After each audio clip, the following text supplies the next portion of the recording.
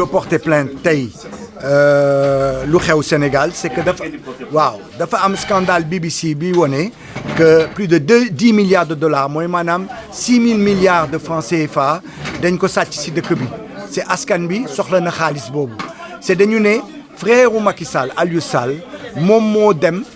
ak Macky Sall ñu signé benn contrat ak Franck Timis pour am loolu yëpp ñu am léegi ñun dañu ne comme frère am def na lii c'est BBC wax na ko avec des preuves yu leer ñun dañu bëgg mu démissionner si lépp ba justice bi joxe avem donc léegi moom démissionné na si Cour des comptes léegi cour de la caisse de dépôt et de consignation démissionné na si mais ñun doyul dafa war a démissionner en tant que maire de Guédiawaye dafa war a démissionner en tant que représentant des maires pourquoi parce que il est aujourd'hui assujetti à des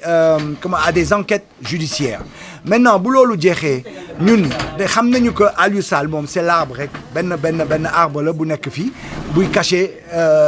forêt bi daal mais ñun moom la ñuy attaquer d'abord buñ ko régler kaam ñu seet ñeneen ñi seen lieu d'intégration d'implication si problème bi c'est loolu suñu conseillers yi fii nekk France ñoom ñoo ñuy conseiller nu ñuy mener combat boobu parce que combat boobu lu tax ñu bëgg ko mener France d'abord pour def pression si justice u Sénégal parce que amuñu confiance si justice Sénégal parce que nu mu gaawee pour régler kaawu Karim Wade kaawu Khalifa Sall tey sur la question yu BBC posé jëluñu démarche boobu ñun wóoluwuñu leen d'accord donc à partir de ça ñun suñu demee dans la justice internationale parce que question pétrole yi du question état Sénégal rek koy gérer s'il y a des institutions internationales yu nga xam ne am nañu seen baat si biir am nañu seen mot à dire c'est pour ça que le fait que ñuy essayer def dara fii en France c'est pour permettre à ces institutions ñu mun si dugg et puis deuxièmement que ñooñu bu ñuy ñëw di voyager fii c'est pas parce que dañ fi am ñaareelu jabar wala ñetteelu jabar ñëw di jaaxaan fi si seen kër yi foofu sàcc suñu ay xaalis dañu bëgg aussi que autorités yi dëkk yu ñuy dem ñu leen di interpeller par exemple États-Unis boo defee affaire sur la base de leur monnaie le dollar boo si defee lu nga xam ne jaaduwul boo ñëwee seen dëkk tu as des comptes à rendre ñun loolu la ñu bëgg a def en fait si les hommes politiques sénégalais ñu nga xam ne aujourd'hui ils sont mis devant la scène judiciaire pour que ñu xam ne mënatuñu déplacer wu nu mu leen neexee. mais dama ne commencé ngeen démarche est-ce que jot ngeen ab avocat wala affaire comme ça. waaw rencontré nañu lu ma la wax tantôt si tubaab mooy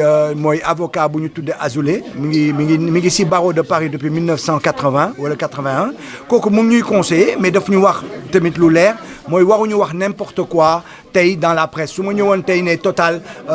corrupteur Total voyou Total mun nañu attaquer en tant que collectif parce que du ñu joxe preuve yi donc d'abord daf ñu amener à plus de responsabilité dans nos propos yu ñuy wax si réseaux sociaux yi si presse bi ak yooyu mais jox nañ ko suñu dossiers yi ñu am yëpp jël nañu dossier waa Sénégal jël nañu dossier waa États-Unis ñeneen ñëpp ñu nga xam ne nu ñu defee seen nu ñu esté en justice